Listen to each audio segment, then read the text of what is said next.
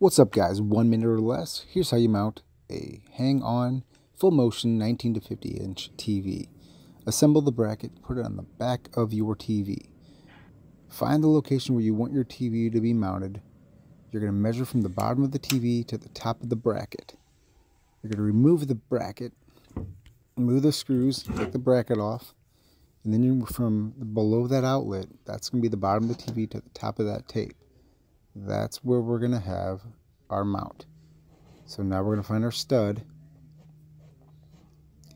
And once we find our stud, we'll put the bracket up. The hole there's from someone before.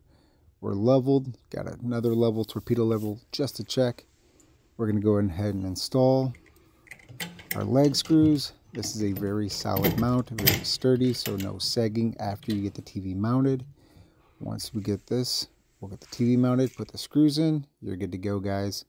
Please like and subscribe.